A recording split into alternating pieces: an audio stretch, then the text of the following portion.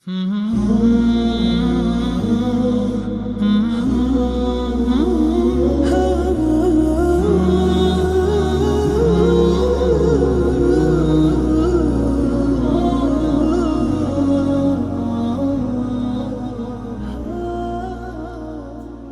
الله الرحمن الرحيم.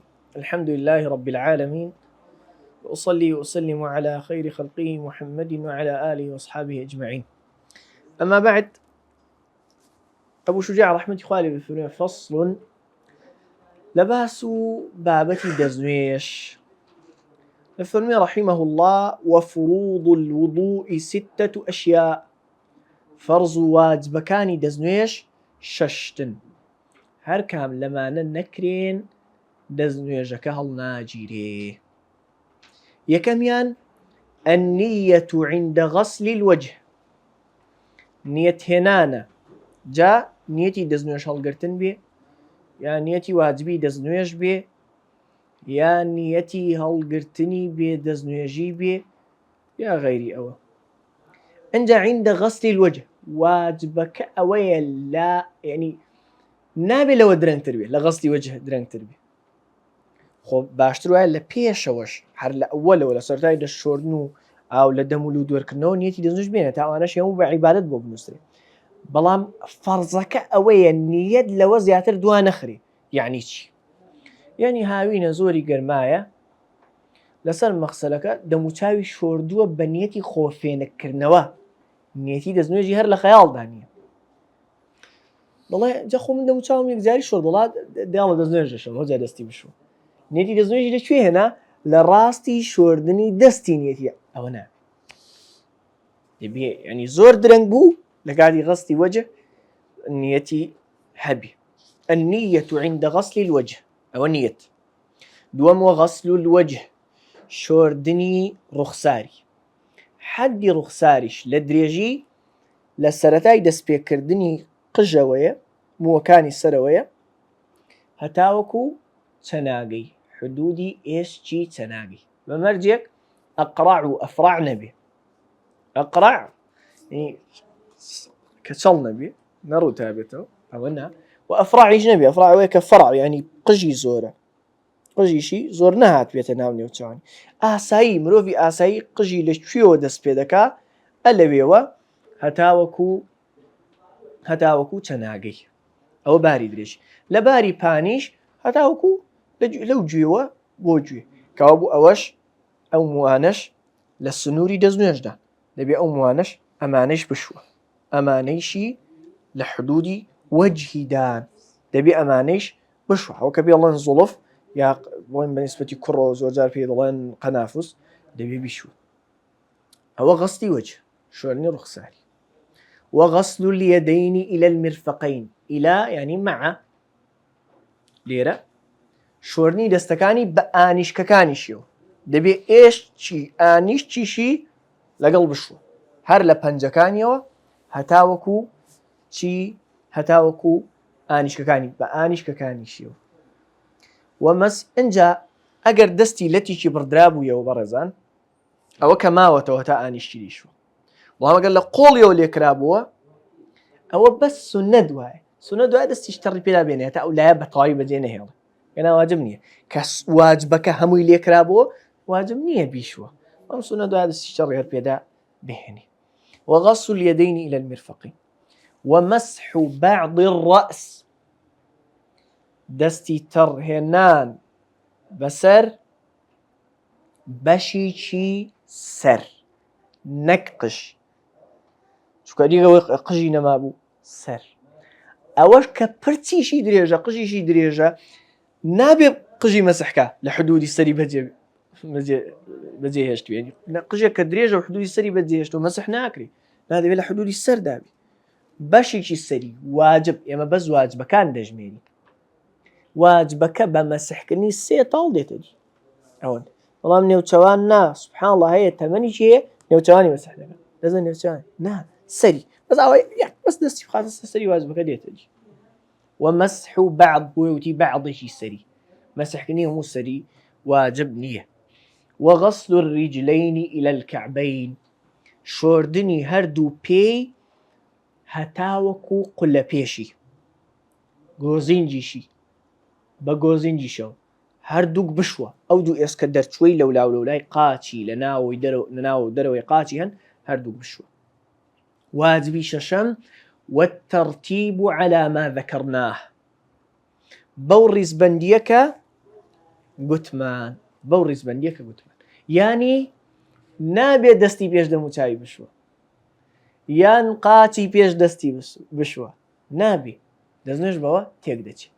چی ئەگەر تەرتیبەکە بە جۆرێک تێک چوو یعنی لە دەموچاویەوە یەکسەر چوو بۆ مەسحی سەری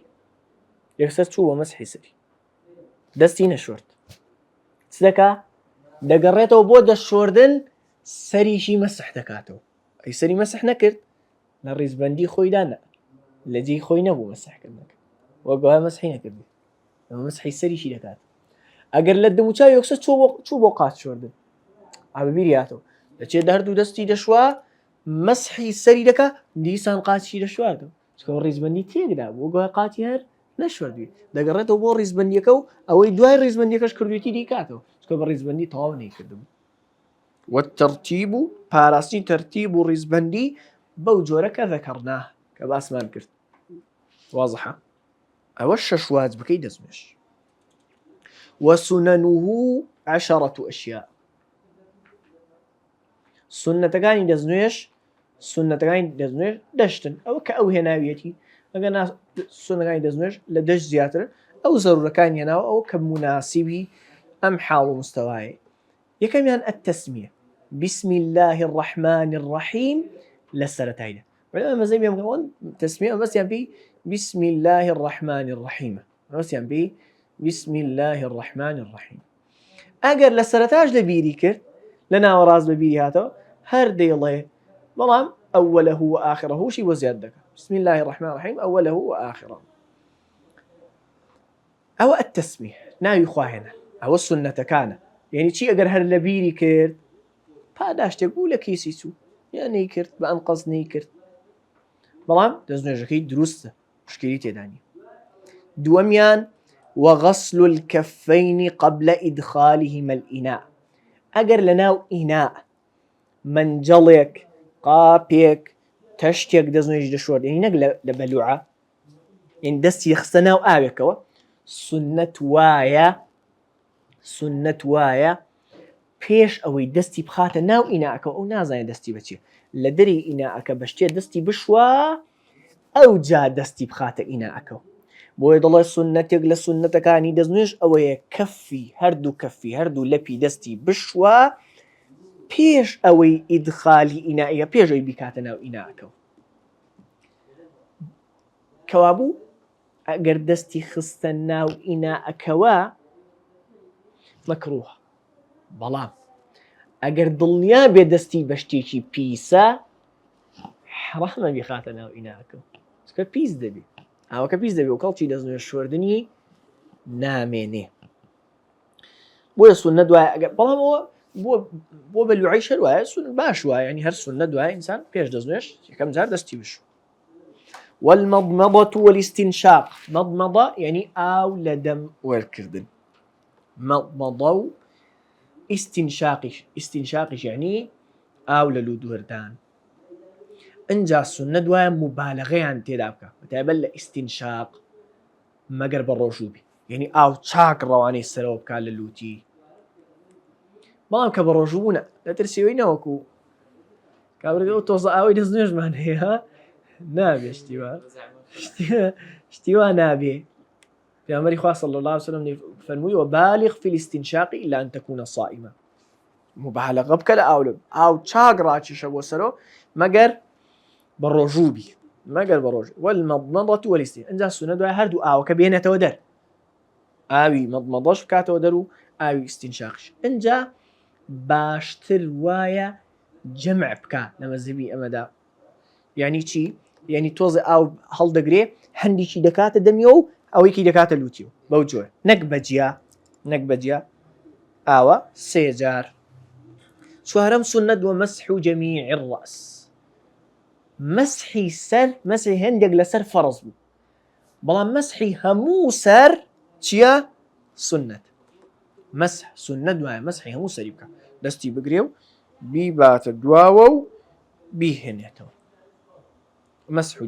مسح جميع الرأس ومسح الأذنين ظاهرهما وباطنهما بماء جديد. مسحي جويكانشي ظاهريان وباطنيان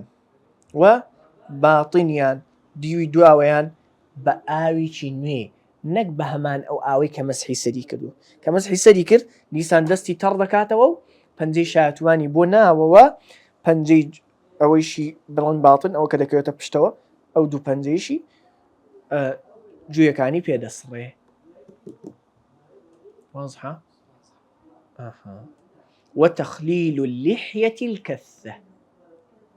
لحيتي اللحية بفتحة، لحية شويلقي أو إسكاني لحية لسدي لحية أو دوانا أم دوانا لحيا أم لحية أو موية كلسة لحية هاتو.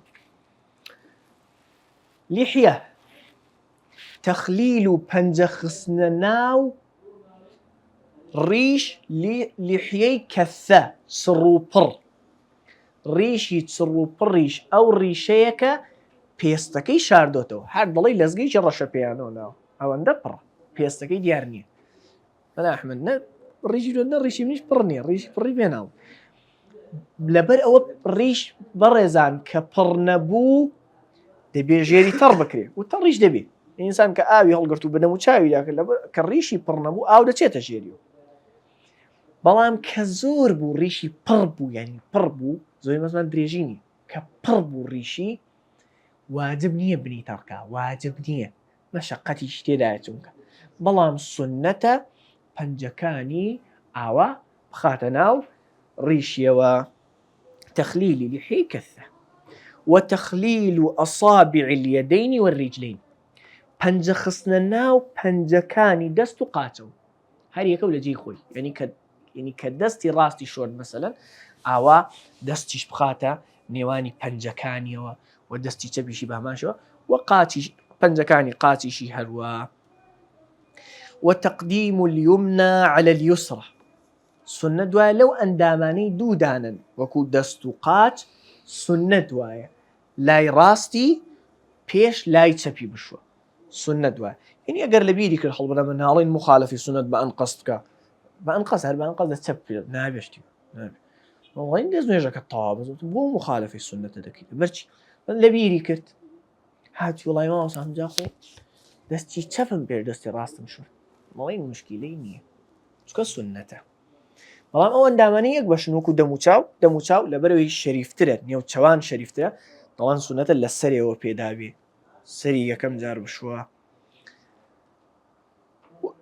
كابو وتقديم اليمنى على اليسرى.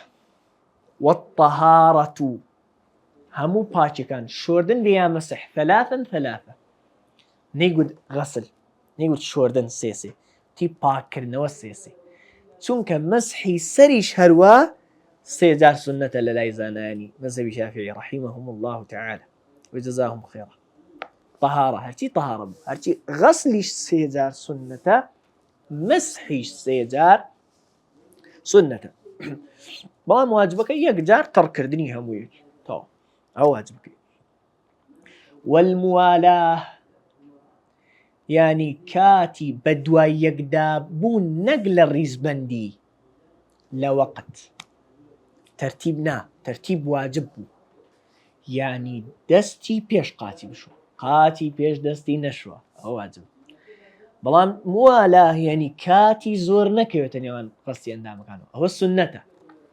یعنی سنەت دوایە کە دەستت شۆرد پێشەوەی و دەستە وشک ببێتەوە ڕاستی قاچشی بەدووادا بشووی. بەڵام جادەوبان قوڕە، مزگەوتیش نزیکە لەو بەرەوەیە، دەزانی ئەمە سستانە، ئێستا قاچم لە ماڵە بشوم وەڵا بە قوڕ دەبێت، ئێستا دەبێت لە مزگەوت بیشۆم، جا بۆ دووجار بیشۆم، دەزنێژیش تەواو دەشۆم هەتا دەستم خۆم دەپێسم و جوان جوان دەچم بۆ مزگەوت، لەوێ قاچم نەشم. جائزە؟ بەڵێ جائزە، لەبەرەوەی موالات سنەتە. ئەگەر وشیش بێتەوە ئەوڵێن سنەتە وشک نەبێتەوە ئەوەی دیکە بشوو، ئەگەر نەبوو بقى وشك بوه سنة موالات سنة مشكلين هي فصل درباري تارت كردن الاستنجاء خوباك النوع لم يزو بيساي والاستنجاء طبعا عرض نجوت الشيء أي قطعته الريم نبرو إنسان بيسي لخوي دادا بري ويقولون استنجاء والاستنجاء واجب من البول والغائط تارت كردن واجبة لميزو لبيساي لميزو لبيساي وهرتشيشي ديكي تر كلا داويني وبيت داو كوابو غيري أوانو تارت كردني ناوي يعني بايتشي لي درتشي مثلا تارت كردني ناوي ببيتشاني هندوك بتمنى كان سبحان الله وحاليبون يعني دزنيش ببيت تارت كردن نعم تارت كردن واجب الميزو لبيساي كوابو الاستنجاء واجب من البول والغائط والأفضل باشتر وايا أن يستنجي بالأحجار ثم يتبعها بالماء باشتر وايا آوا تارت بقري سرتا ببرت يان هر وشتيشي لا بري هر وشتيشي رقي لا بري بريز بكار بهني سرته برز ما وصل يعني محترمنا وكنان مثلا والعياذ بالله إنسان بنان نابي تارد بوري كذلين وشك بيه بشتيتر لا ينابا يعني باش لا نابا وشك بيه لابر بيه يعني مثلا قالع بيه والرقيش بيه الرق مثلا لي اوي خو بقري سو كهالوري فايديني وكو كستك مثلا كستك بشتيش دابيني هال دوري او لا ينابا كابو الرق بيه ووشك بيه ولا بربي ومحترميش نبي محترم نبي وبأيسك لبرو خوارني جنوك كان أخيري خواردنا نابي إنسان بأيسك بعظم تارد بقري مو نكلينكس صور طواو شيشيني كاو باشترو هاشتيك لبيش آوك هبي أوانات زياتر عينو جرمو مادة باشتر لا دبن ثم يتبعها بالماء إنزا بدوايدا أو بهني آويش بكار بهني ويجوز أن يقتصر على الماء أو على 3 أحجار ينقي بهن المحل دروستي شكا اقتصار كام بس يجيان مكار بهني أو أن يقتصر على الماء يان أجر بردي بكار هنا سي برد لسي كم ترنابي أجر يك برديشي دسكوت یا کلینگسیشی بەکارهێنان دەبێت 3 جار 3 مەسحە 3 جار بە داوێنی دابهێنێ 3 جار بە هەر سێلای بەردێکی گەورەتر هەبوو مەسەلەن بە یەک بەرد نابێ بە یەک بەرد یا یەک مەسحە نابێ بە مەرجێک یونەقی بهن المەحەل بەو بەردانە جێگاکە پاک بکاتەوە پیساییەکە لا ببا ئەگەر لا نەچوو زیاتری دەکات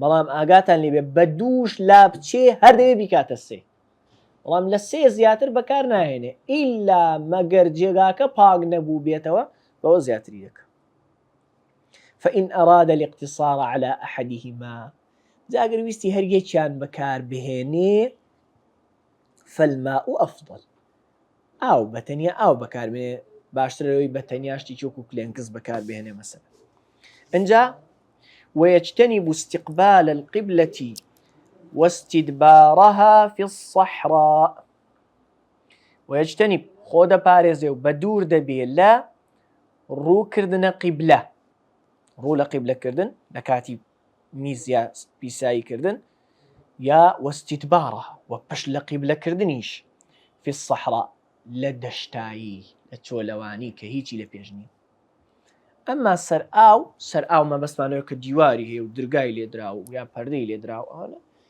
مشكليني حتى باجوا أيش رو قبلة نبي وكو خانو مالكاني أما رو قبلة دانان درين کابوو خۆی لەوە دەپارێزێ لەوەی ڕوو بکاتە قیبلەیە پشتی تێبکات لە سەحرا لە چۆڵەوانی خۆگەر هەر ناچار بوو شتێ با لە پێش خۆی دابنێ شتێ لە پێش خۆی دابنێ ويجتنب البول والغائط في الماء الراكد الماء الراكد يعني أو آوي لبري ناروا آوي وستا خۆی دەپارێزێ لەوەی میز و پیسایی بکاتە ناو ئاویی وەستاو ئینی کەمیش بوو پیسی دەکاتەوە خۆ ئەگەر زۆر بوو ناچار بوو ئاسایی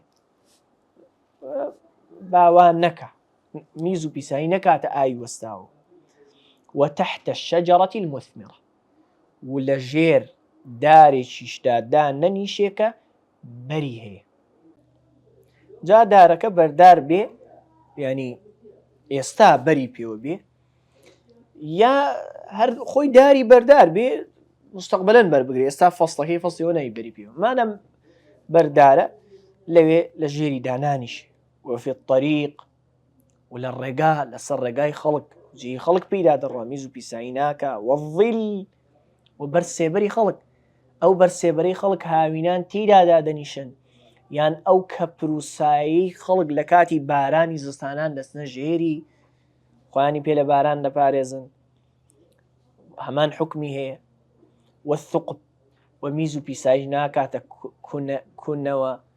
كوني ارس قليشي ارس نوكو ئاژەڵێکی بچووکی تێدا بێ زیان بە ئاژەڵەکە بگەێنێ یان ئاژەڵێکی گەورەی تێدا بێ وەکو مار ئەو زیانی پێ بگەێنێ ولا يتكلم على البول والغائط ونابێ لە کاتی میزکردن و پیساییکردن قسە بکە ونابێ لەوێ ناوی خوا بێنێ سبحانه وتعالى لە بابی ئەولا نابێت قسەی بکات چاوی پەنامەخوا جوابی بانگ بداتەوە مەسەلەن و هیچ شتێک هەڵ ناگرێ کە ناوی خوا و پێغەمبەری خوای صلی الله عليه وسلم سەرسافی واڵگرتنی مصحف حرامە بەڵام ئەگەر ئەو ناوە لە بەر ڕێز نەنووسرا بوو ناوی سەر هەویە بوو ناوی محەممەدە هەویەکەی پێیە ناوی عەبدوڵڵایە ئەوە هەرچەند خۆشتا خۆ بپارێزێ باشتر بەڵام بیباتە ژوور مشکلەی نییە ولا يستقبل الشمس ولا القمر ولا يستدبرهما روناكا تخور مانك وبشتشيان تيناك طبعا أو يكم جاءك أبو شجاع رحمه الله معتمدي مذهبي نفيك معتمدي متأخرين علماء مذهب أويك رو كردن خور مانك مكروها بلام بشتي كردنيان مكروه نية معتمدي علماء مذهب أويك روكرنا خور مانك مكروهة بلام بشتي كردنيان مكروه نية أي تشتي دزنوش دشتيني ككوتا فصل بو أم درسمان فصل والذي ينقض الوضوء 6 أشياء أويك دزنوش دشتيني ششت بطال كلوكاين دزنوش أوانا سببي حدثي أصغر سببي بيدزنويجين إنسان بيان بيدزنويجي بتوك دبي دزنويجيان بيدشتي آوا يكميان ما خرج من السبيلين هرچی ليشك لدوكنكي إنسان ودربتي هرچی ليشك لدوكنكي إنسان ودربتي جا ميز بي بيساي بي با بي خوين بي کرم بێ بەرد بێ هەرچی بێ دەستنوێژی بەتاڵە تەنها مەنی نەبێ مەنی بەڵێ غوسل واجب دەکات بەڵام دەستنوێژ ناشێنێت جاوە چ فایدی هەیە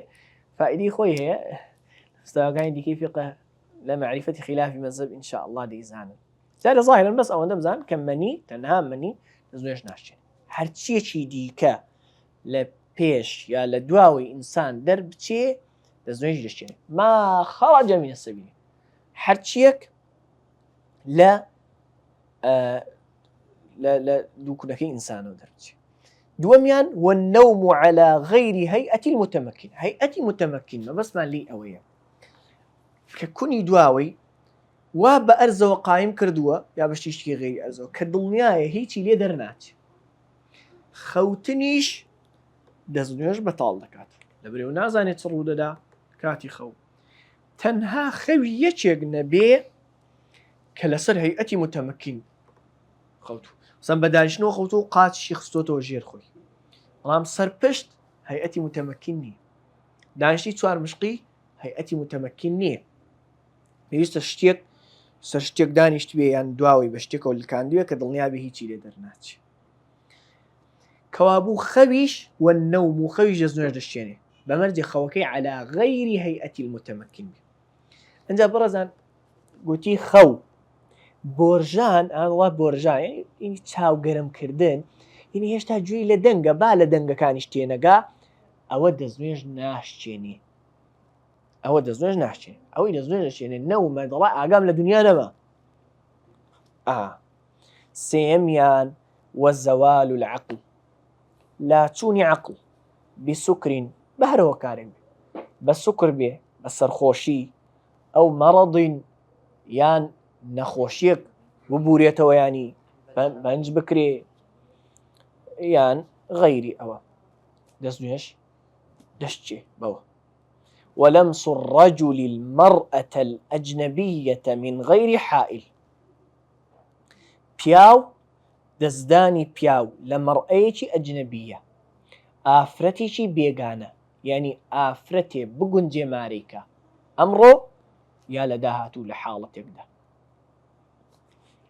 یعنی ئەو ئافرەتەی مێردی خۆی ناگونجێ مارە بکرێت بەڵام مستەقبلن مێرد بمرێت تەلاق بدرێت کەوابوو ئێستایا لە حاڵەتێ لە حاڵەتەکان بتوانێ مارەی بکە دەستنوێژی لێی دەشتێ بەمەرجێ ئەو ئافرەتە لە تەمەنێکدا بێت کە پیاو حەزی بووی بچێت نە منداڵێکی گچکە کچیکی 4-5 ساڵان مەسەلەن بە دەست لێدانی بە ماچکردنی دەستنوێژ ناشتێ من غەیری حائل ئەو دەست بەرکەوتنەش بە بێ پەردەبی یعنی پێستی بەرپێستی بکرێت جا بە شەهوەتەوە بێ یان نا بەمەبەست بێ بە ئەنقەست بێ یا دەستی بەری بکەوێت دەستنوێژی دەشتێ بەڵام دەستدان لە موو ددان و نینۆک دەستنوێژ ناشتێنێ دەستدان لە موو ددان و نینۆک دەستنوێژ ناشتێنێ و دەست لێدەر و دەست لێدراویش هەردووچیان دەستنوێژیان دەشتێ لامیس و مەلموس هەردووک دەستنوێژیان دەشتێ پێنجەم ومس فرج الآدمي بباطن الكف دەستدان لە داوێنی مەبەستمان لێرە داوێنی پێشەوەی دەستدان لە فەرج داوێنی پێشەوەی ئادەمیزاد هی ئادەمیزاد گەورە بێ یان گچکە بباطن الكف